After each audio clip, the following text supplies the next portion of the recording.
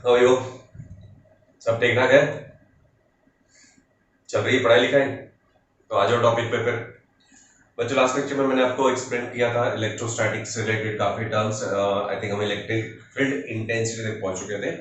फटाफट रिवाइज कर रहा हूँ। तो मैंने इलेक्ट्रोस्टैटिक का आपको डेफिनेशन बताया था, इंट्रोडक्टरी पार्ट बताया था, करेक्ट? फिर property of charges, Coulomb's law, something about the electric field. और जो लास्ट टॉपिक था हमारा उससे रिलेटेड था electric field, what is electric field and how to measure the electric field intensity. How to measure electric field intensity. Intensity का hope आपको formula भी याद हो। Intensity is defined as the force experienced by unit positive charge at any given point. That was the first formula. इसका एक alternative formula भी हमने देखा था, E equals to 1/4 pi epsilon naught Q by R square, जिसको brief में आप Q by R square ऐसे भी लिख सकते हैं, Q बाय R स्क्वायर भी लिख सकते हो, लाइक दैट। सो ये था, ये एक वेक्टर क्वांटिटी है जिसका यूनिट है newton per coulomb. Okay, vector quantity है तो ऑब्वियसली इसका डायरेक्शन भी होगा। डायरेक्शन कैसा होता है? अगर पॉजिटिव चार्ज की इलेक्ट्रिक फील्ड है तो away from this, negative charge की इलेक्ट्रिक फील्ड है तो towards this. We have seen multiple numericals also based on that in the previous lectures नहीं देखे होंगे तो डिस्क्रिप्शन में लिंक आपको डिटेल्स मिल जाएगी, आप फिर से उस लेक्चर्स को देख लो और उसके बाद आगे कंटिन्यू करो ताकि ये चीजें आपको आसानी से समझ में आती है। तो चलते हैं इसके आगे की प्रोसेस पे। सो अब तक हमने देखा है कि कोई भी चार्ज पार्टिकल किसी भी मीडियम में रखा हो तो अपने चारों तरफ अपनी वो एक इमेजिनरी एरिया बनाता है। उस इमेजिनरी एरिया को हमने क्या नाम दे दिया? Electric field. उस इमेजिनरी एरिया को हमने नाम दिया इलेक्ट्रिक फील्ड। हर एक चार्ज पार्टिकल के चारों तरफ एक इलेक्ट्रिक फील्ड की एग्जिस्टेंस होती है और उसी इलेक्ट्रिक फील्ड में जब आप एंटर करते हो तो आप या तो फोर्स ऑफ अट्रैक्शन फेस करते हो या तो फोर्स ऑफ रिपल्शन, प्रोवाइडेड आपके ऊपर भी चार्ज हो, आपके ऊपर भी चार्ज हो। प्लस प्लस होगे, सेम नेचर के होगे तो रिपेल कर दिए जाओगे, लतिया दिए जाओगे, और अगर अट्रैक्ट अपोजिट पार्टी के होगे तो अट्रैक्ट कर लिए जाओगे, करेक्ट? ये दो चीजें हो सकती हैं आपके पॉसिबिलिटी डिपेंडिंग ऑन दैट कि आप अपने चार्जेस कौन कौन से किस टाइप के चार्जेस आपके बॉडी के ऊपर है। तो फिलहाल चलो आगे की बात करते हैं, थोड़ा सा और डिटेल में चलते हैं। मान लो कि ये चार्ज है Q, ये चार्ज हमारा Q। अब ये चार्ज क्या करता है? अपने चारों तरफ अपनी इलेक्ट्रिक फील्ड बनाता है, करेक्ट? मान लो कि इलेक्ट्रिक फील्ड का साम्राज्य यहां तक फैला हुआ है, काफी दूरी तक फैला हुआ है, ठीक है? अब एक और चार्ज पार्टिकल है, एक और चार्ज पार्टिकल है Q0, जिसको उस इलेक्ट्रिक फील्ड में आना है यहां तक, which is located at distance of मान लो कि R, ठीक है? इस पॉइंट तक पहुंचना है। अब पॉइंट कैसा है? अगर इसकी इलेक्ट्रिक फील्ड यहां तक है तो इस चार्ज पार्टिकल को जब आ रहा होगा वहीं से इंफिनिटी से चल के आ रहा होगा, सपोज यहां तक पहुंचने में तो कोई वर्क नहीं परफॉर्म करना पड़ेगा, कोई प्रॉब्लम नहीं होगी। क्यों प्रॉब्लम नहीं होगी? क्योंकि यहां तक तो कोई इलेक्ट्रिक फील्ड नहीं है, तो कोई फोर्स ऑफ रिपल्शन भी नहीं होगा। कोई फोर्स ऑफ रिपल्शन नहीं होगा तो भाई कोई दिक्कत ही नहीं ना, मैं जहां चल रहा हूं मुझे कोई अपोजिशन नहीं है, कोई रास्ते में रोक टोक नहीं है, तो मैं फ्री फंड हूं, चलो चलते आएंगे अपनी मस्ती में। अब ये चार्ज पार्टिकल आराम से चलता आएगा चलता आएगा चलता आएगा, जैसे लेकिन इलेक्ट्रिक फील्ड में एंटर करेगा, जैसे ही इलेक्ट्रिक फील्ड में एंटर करेगा, मैंने इस कन्वीनियंस के लिए दोनों को सेम नेचर का रखा हुआ है, तो ये क्या फेस करेगा? Electrostatic force. किसकी वजह से? इसकी इलेक्ट्रिक फील्ड का इलेक्ट्रोस्टैटिक फोर्स फेस करेगा। और अगर फोर्स के अगेंस्ट में इसको अंदर आना है, फोर्स के अगेंस्ट में इसको अंदर आना है तो इसको कुछ करना पड़ेगा, डेफिनेटली कुछ करना पड़ेगा। और वो कुछ क्या होगा? वो कुछ ये होगा कि इसको अपनी एनर्जी लगा के उस इलेक्ट्रिक फील्ड को ब्रेक करना पड़ेगा। जब तक ये इसकी इलेक्ट्रिक फील्ड को ब्रेक नहीं कर पाता तब तक ये अंदर नहीं आएगा। मतलब सामने से फोर्स ऑफ अपोजिशन आ रहा है, उस फोर्स ऑफ अपोजिशन को मुझे ब्रेक करना है और अंदर घुसना है, तो डेफिनेटली यार कहीं ना कहीं तो मेहनत करनी पड़ेगी। और मेहनत कर लोगे, कहीं भी मेहनत करोगे, किसी भी फॉर्म में मेहनत करोगे तो आपकी एनर्जी भी जाएगी। एनर्जी जब जाती है तो टेक्निकली हम बोलते हैं कि वर्क डन हो रहा है, करेक्ट? अब वो एनर्जी आपने अच्छे काम में लगाई, बुरे काम में लगाई, हमारा उससे कोई लेना देना नहीं है। फिलहाल आपने एनर्जी लॉस की, मतलब आपने एक काम कर लिया, मतलब क्या किया? आपने वर्क परफॉर्म किया, करेक्ट? वर्क परफॉर्म करेंगे तो ये चार्ज पार्टिकल जब इंफिनिटी से इस पॉइंट तक पहुंचता है तो डेफिनेटली वर्क परफॉर्म करता है, करेक्ट?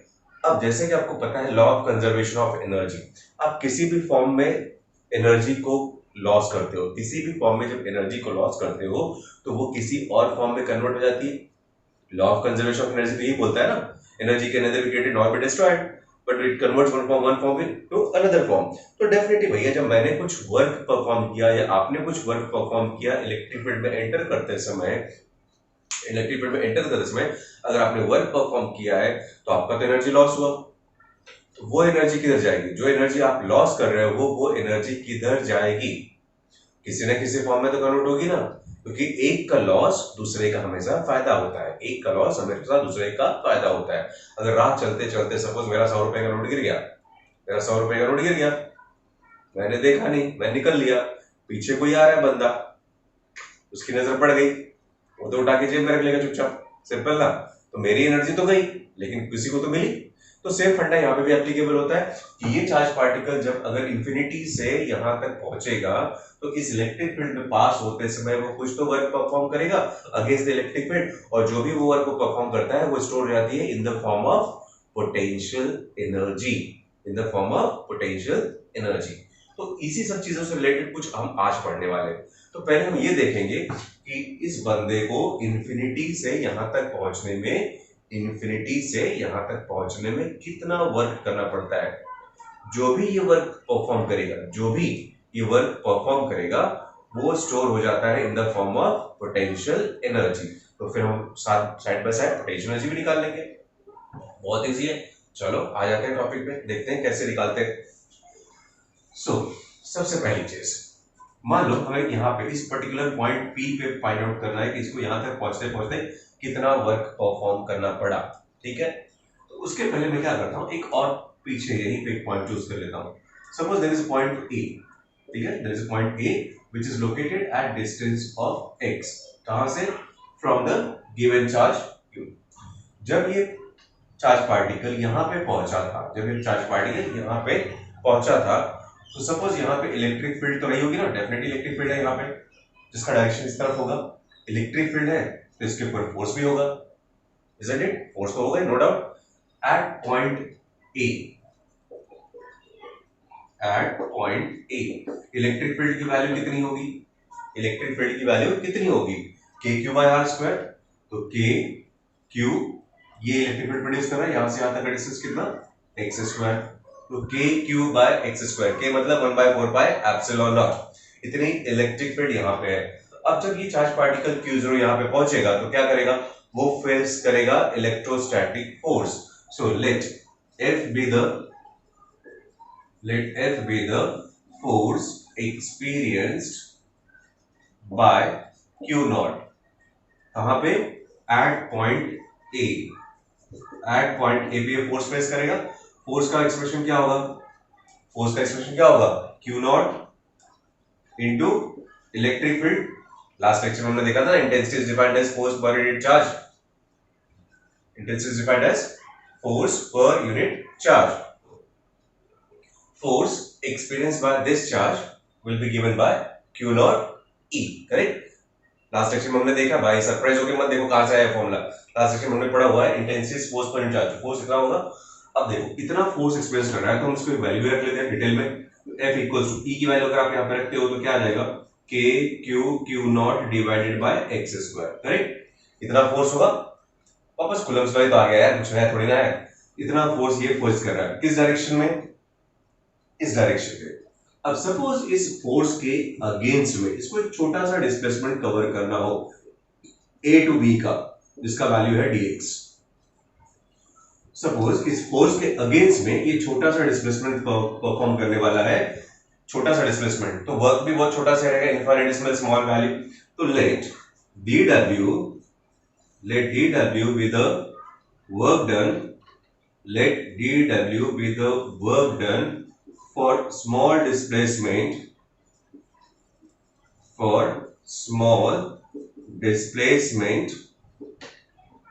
against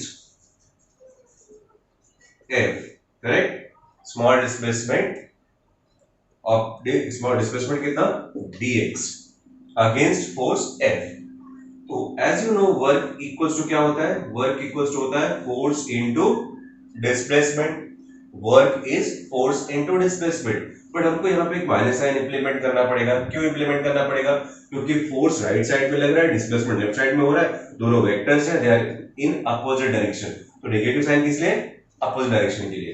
तो चलो इतना वर्क कर रहा है ना, तो अब क्या करते हैं हम, F को रिप्लेस कर दो इस फॉर्मूले से, तो नेट फोर्स कितना हो जाएगा? K Q not dx divided by x square. ठीक है, अब देखो छोटे से डिस्प्लेसमेंट dx के लिए इस बेचारे को इतना वर्क करना पड़ा, कितना, minus of k q naught dx by x square. तो अब सपोज अगर वो इन्फिनिटी से चला था, तो पॉइंट क्यू पी तक पहुंचने में कितना वर्क परफॉर्म करेगा, चलो फाइंड आउट कर लेते हैं। कैसे फाइंड आउट करेंगे इस चीज को, अगर आपको देखना है कि वो इन्फिनिटी से चल के आया और यहां तक आने में कितना वर्क परफॉर्म किया, छोटा सा डिस्प्लेसमेंट dx, वर्क डन इतना, तो उस बड़े से डिस्प्लेसमेंट के लिए वर्क डन हम कैसे निकालते हैं, वही हमारा ट्रेडिशनल मेथड इंटीग्रेशन। तो चलो वो भी देख लेते हैं। Let W be the total work done. Let W be the total work done while moving from infinity to point P. Infinity to point P. और ये कैसे मिलेगा हमको, ये मिलेगा total work done integration of dw. Integration of dw means integration of this whole term, that is integration of minus k q naught divided by x square into dx. Definitely variable term क्या है, variable term क्या है हमारा, displacement. Displacement कितना, infinity to, finally body कहां पे पहुंचने वाला है, पॉइंट पी पे, जिसका डिस्टेंस कितना रहेगा, r. So infinity to r। चलो इंटीग्रेशन की प्रॉपर्टीज इंप्लीमेंट कर लो, जितने भी टर्म्स कांस्टेंट हैं उनको बाहर निकाल लो। तो minus k q naught constant है, वेरिएबल टर्म आपका आएगा 1 by x square dx with limit infinity to r। 1 by x square can be written as x raised to minus 2. Correct, definitely it can be written as minus of k q naught integration of x raised to minus 2 dx with limit infinity to r. Infinity to r. x raised to minus 2 dx का integration क्या होगा, इसका integration होगा minus k q not, अगर हम इसको integrate करते हैं तो x raised to minus 2 plus 1, that is x raised to minus 1 by minus 1 into, sorry हो गया, लिमिट्स इंफिनिटी टू r। कौन सा फंक्शन यूज किया है, integration of x raise to n, integration of x raise to n dx equals to x raise to n plus 1 by n plus 1, वो function आपने यहाँ पे इंप्लीमेंट किया। अब देख लो थोड़ा सा और एक रीअरेंजमेंट, रीअरेंजमेंट क्या है, ये माइनस साइन कैंसिल होगा, तो वर्क डन इक्वल्स टू क्या मिलेगा आपको, k q नॉट, इसको हम x रेज टू माइनस 1 को वापस से 1 बाय x लिख लेते हैं और इंफिनिटी टू r कर देते हैं लिमिट को। Now how to apply the limit, upper limit minus lower limit, तो w इक्वल्स टू क्या हो जाता है हमारा, k q naught, upper limit is 1 by r minus lower limit is infinity, lower limit is infinity, upper limit r, lower limit infinity. Anything divide by infinity कितना होता है, anything divide by infinity कितना होता है, zero. तो अगर ये zero हो गया तो आपके पास बचा क्या, सिर्फ अब k q not divide by r, and this is the formula for work done. किसका फॉर्मूला है ये, वर्क डन का, मतलब इस चार्ज पार्टिकल q0 को अगर इंफिनिटी से इस पॉइंट तक पहुंचना है, किस पॉइंट तक, जिसका डिस्टेंस है r from the given charge, तो कितना वर्क करना पड़ेगा, k q naught by r। अगर जनरलाइज टर्म में लिखूं, सपोज ये q1 है, ये q2 है, separated by distance of r है, तो फॉर्मूला क्या बन जाएगा, k q1 q2 by r, simple as that. Correct, k की वैल्यू क्या, वही 1 by 4 pi epsilon naught, 1 by 4 pi epsilon naught, simple as that, this is 1 by 4 pi epsilon naught. So work equals बन जाता है k q naught by r square. अब जैसे मैंने बताया था कि एक का लॉस दूसरे का फायदा, तो ये जो भी वर्क परफॉर्म करेगा वहां से यहां तक पहुंचने में वो कहां पे जाएगा, वो स्टोर हो जाता है in the form of potential energy, that is electrostatic potential energy of the system. So as this work is equivalent to potential energy, जिसको हम यू से इंडिकेट करते हैं, तो यहाँ पे इलेक्ट्रोस्टैटिक पोटेंशियल एनर्जी का भी फॉर्मूला वही आएगा, k q naught by r। तो बेसिकली हमने डिराइव क्या किया, हमने expression for electrostatic potential energy,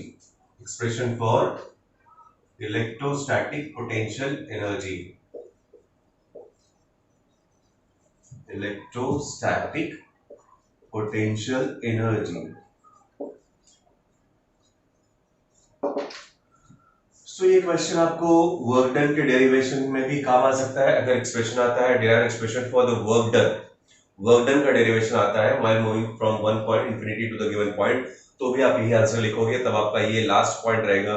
but suppose if question comes derive expression for potential energy, derive expression for potential energy और electrostatic potential energy for a pair of charges,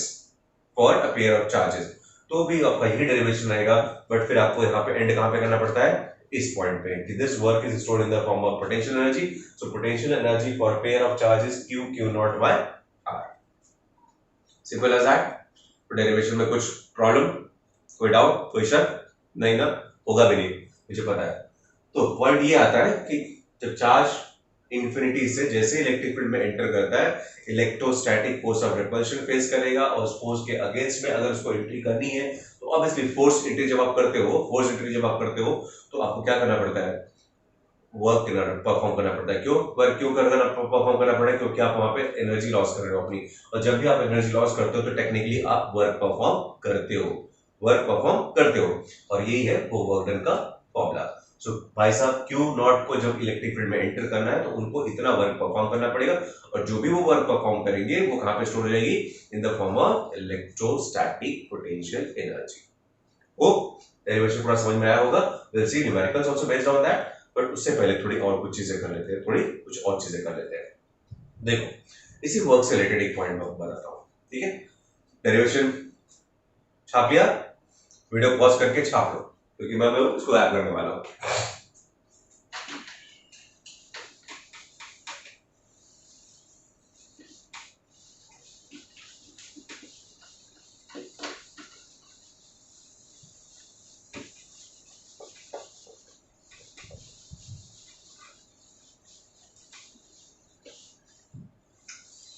अब इसी work done से related एक और topic देखो। Suppose करो कि ये आपका वही चार्ज जो इलेक्ट्रिक फील्ड क्रिएट कर रहा है point P eight distance of r, इस पॉइंट पे जब Q नॉट पहुंचता है तो उसको क्या करना पड़ता है, work.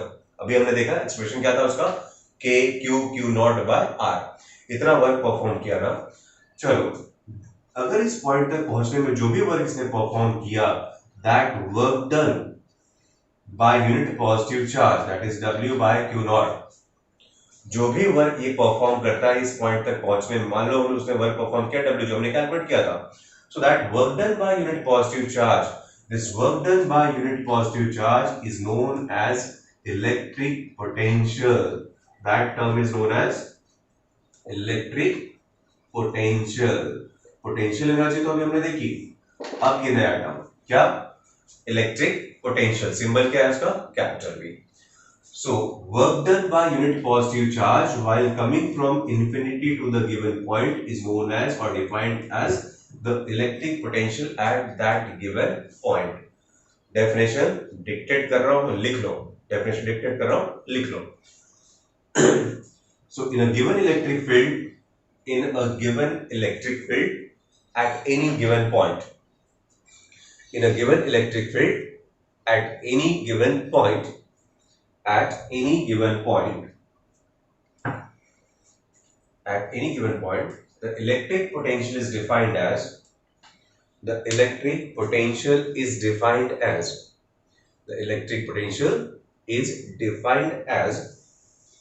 the work done by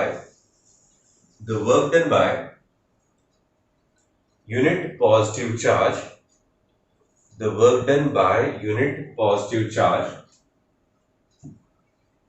while coming from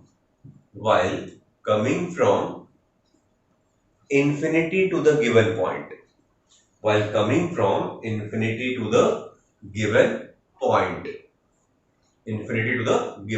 point, clear.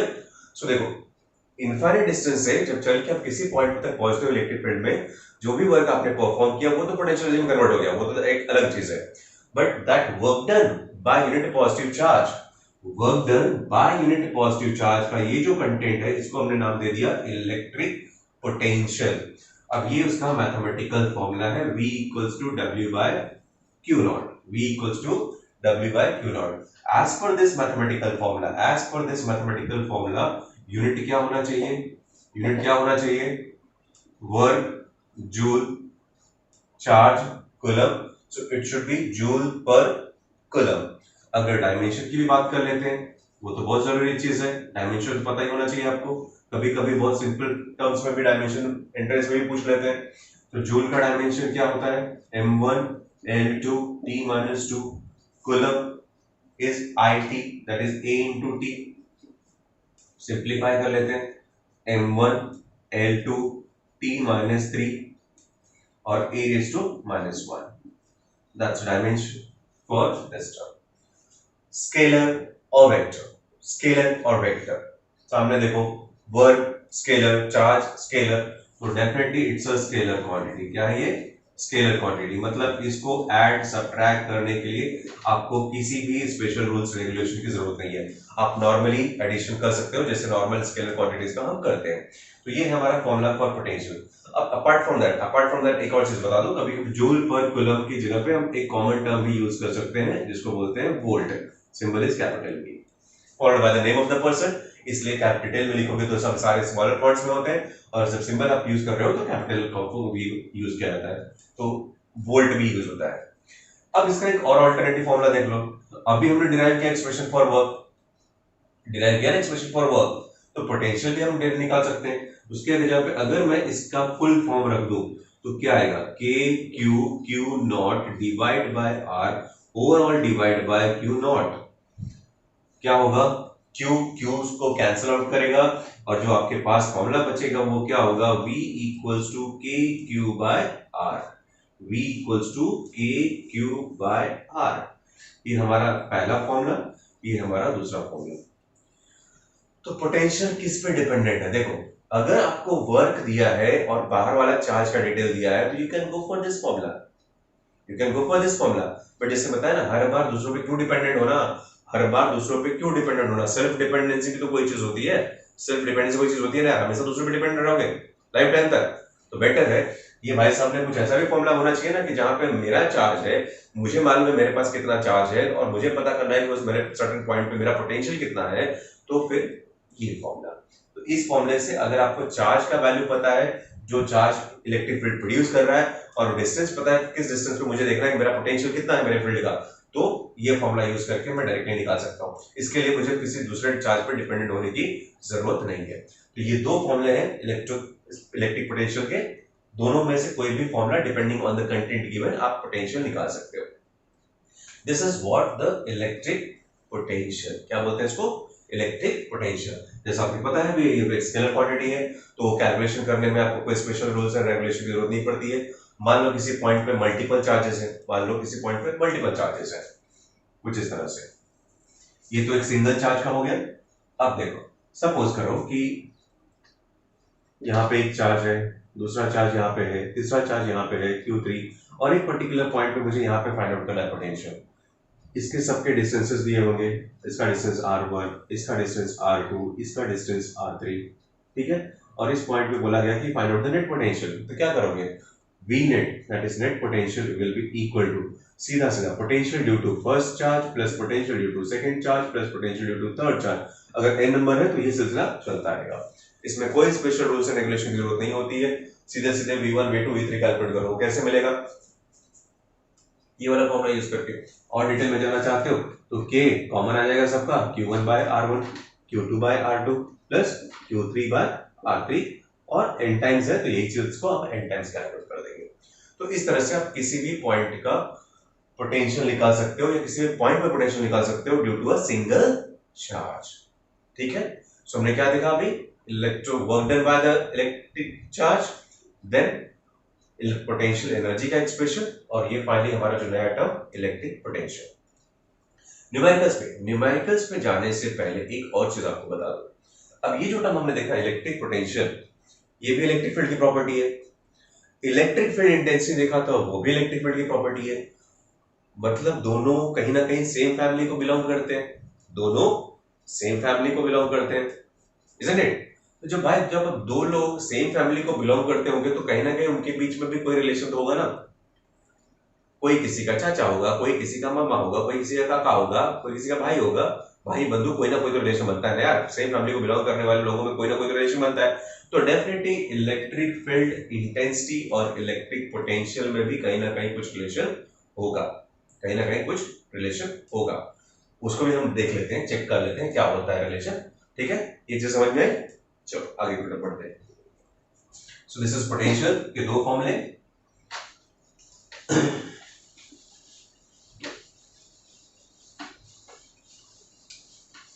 Electric field intensity और इलेक्ट्रिक पोटेंशियल। जैसा अभी आपने देखा पोटेंशियल होता है के क्यू बाय आर, के क्यू बाय आर, मतलब कहीं ना कहीं पोटेंशियल डिस्टेंस पे डिपेंडेंट है, पोटेंशियल डिस्टेंस पे डिपेंडेंट है। चलो उसको भी पहले कंफर्म कर लेते हैं। जैसे मान लो ये हमारा चार्ज है क्यू, ये अपनी इलेक्ट्रिक फील्ड क्रिएट कर रहा है। मैं इसमें दो पॉइंट ले लेता हूं, पॉइंट ए और पॉइंट बी। इसका डिस्टेंस आर बी, इसका डिस्टेंस आर बी, ठीक है ना, करेक्ट। अब इस पॉइंट पे मुझे पोटेंशियल फाइंड आउट करना हो, तो बेसिकली फॉर्मूला क्या होगा, पोटेंशियल एट ए क्या होगा, work done by unit positive charge while coming from infinity to the point A. Point A पर पहुंचने के लिए जो वर्क करना पड़ेगा यूनिट पॉजिटिव चार्ज को, वो पोटेंशियल होता है एट पॉइंट ए, करेक्ट। मान लो एक चार्ज हमने इनफिनिटी से लिया, पहले यहाँ पे पहुंचा तो इतना वर्क परफॉर्म किया, यहाँ पहुंचने उसका वर्क क्या था, W A divide by charge, ये मेरे क्या पोटेंशियल एट ए। सिमिलरली जब वो चार्ज यहाँ पे पहुंचेगा तो वर्क चेंज हो जाएगा। सपोज वहां तक पहुंचने में जो उसने वर्क परफॉर्म किया दैट इज डब्ल्यू बी, तो W B by q naught क्या होगा, पोटेंशियल एट बी। इसको हम ले लेते हैं स्टेप नंबर 2। अब जैसा आपको पता है, पोटेंशियल का एक और फॉर्मूला है k q by r. According to that potential is inversely proportional to distance. जिसका डिस्टेंस कम होता है चार्ज क्यू से, वहां पे पोटेंशियल ज्यादा होता है। तो कॉमन सेंस है पोटेंशियल बी की वैल्यू ज्यादा होगी कंपेयर टू पोटेंशियल एट ए। अब मैं निकालता हूं दोनों का डिफरेंस, पोटेंशियल डिफरेंस। देखो क्या आएगा, VB minus वीए, VB minus वीए that is potential difference. ये हो गया, दो पॉइंट का पोटेंशियल का डिफरेंस निकालो तो दैट मेक्स पोटेंशियल डिफरेंस। तो एज पर दिस फॉर्मूला ये क्या होना चाहिए, WB by q naught minus WA by q naught. दोनों के बेस सेम है तो थोड़ा सा ये अरेंजमेंट हम निकाल ही सकते हैं। दोनों के बेस सेम है तो उनको हम ऐसे लिख सकते हैं, WB minus WA divided by q not. इस तरह से लिख सकते हो, VB minus VA, potential difference between the two points. अब और थोड़ा सा देख लो, VB minus VA divide by q not. देखो ये जो आप देख रहे हो WB माइनस WA, इंडिविजुअली आपको पता है क्या है वो, क्या है वो इंडिविजुअली, जस्ट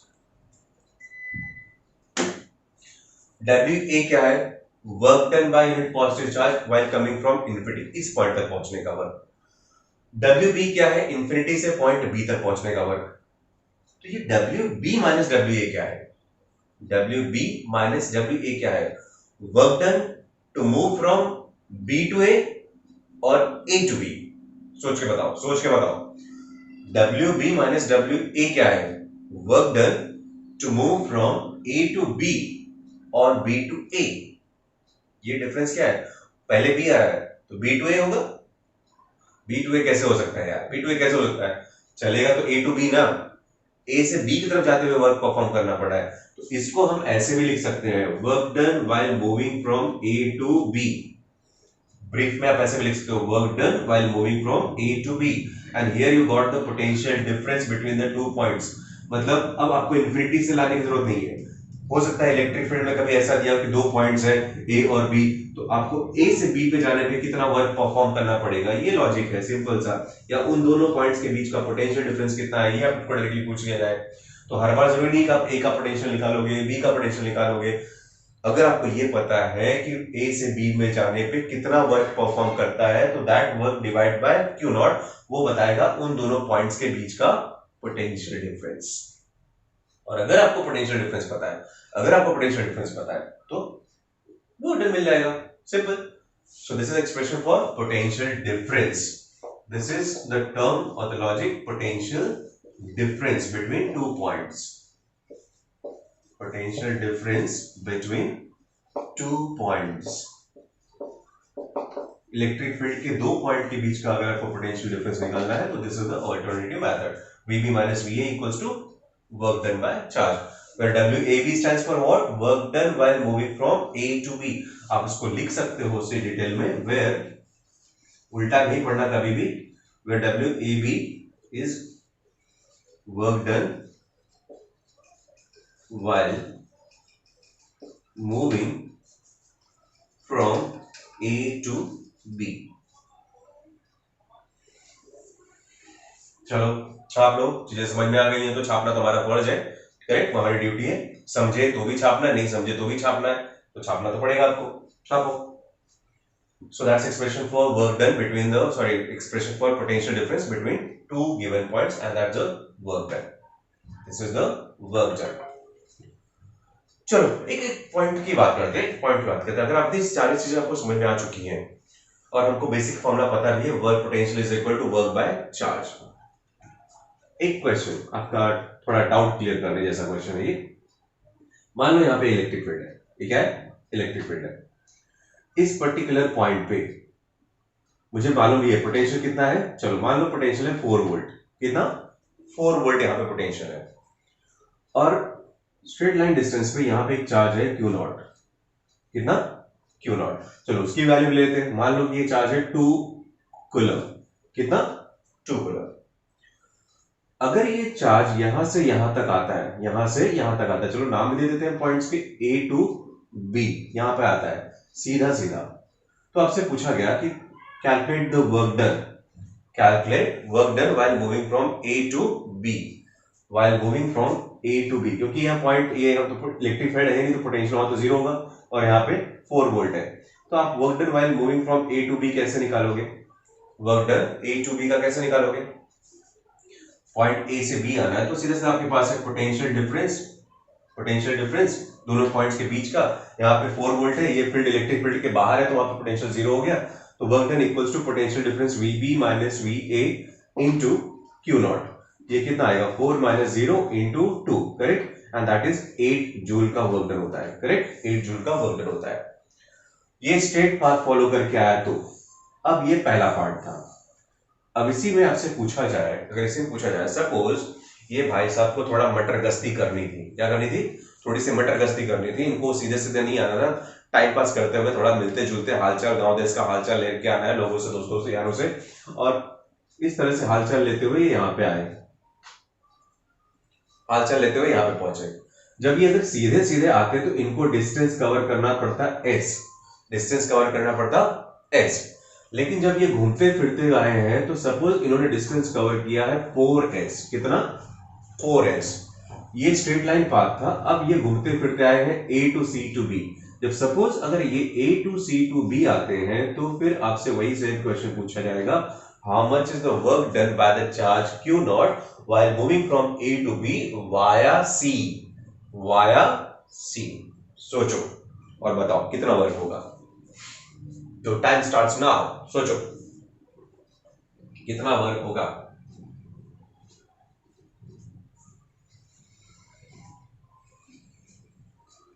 सोच लिया अच्छे से, चलो आंसर बता दो, कितना, कितना, 32 जूल, 32, तो कितना,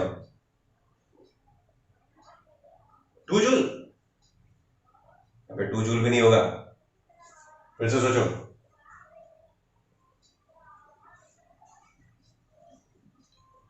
8 जूल किसका आंसर है, 8 जूल किसका आंसर है, यस, परफेक्ट, आंसर अभी भी 8 जूल ही होगा। कितना होगा, 8 जूल। कैसे, अरे यार मेरे को मालूम है तुम लोगों ने मल्टीप्लाई कर दिया, 4 टाइम्स क्यों मल्टीप्लाई किया, आपने बोला पढ़ा है हमने sir work equals to force into displacement होता है ना।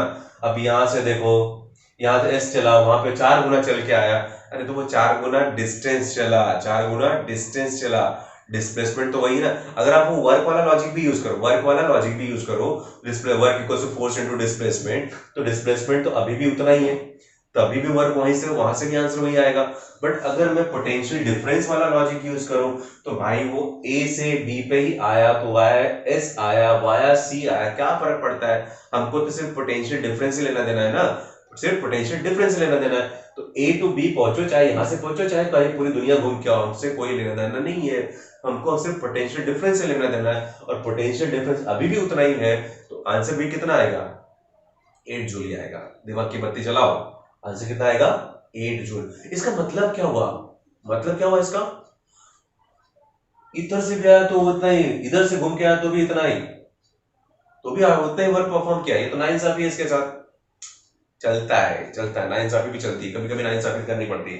देखो वर्क डन दोनों केसेस में 8 जूल है इसका, बट इसका समरी क्या है? इस पॉइंट का रिजल्ट हम क्या निकाल सकते हैं, इस कंक्लूजन क्या निकाल सकते हैं कि work done is independent of path. और जिस फील्ड में work done is independent of path उसी को तो हम बोलते हैं ना conservative field. Electrostatic force obviously conservative force है, इलेक्ट्रिक फील्ड भी कंजर्वेटिव नेचर होती है, यही तो होता है। यहाँ पे work is independent of path, गांठ बांध के रख लो, गांठ बांध के रख लो, क्या? Work is independent of path, work is independent of path. Clear? चलो हो, चीजें समझ में आएगी आपको। खत्म।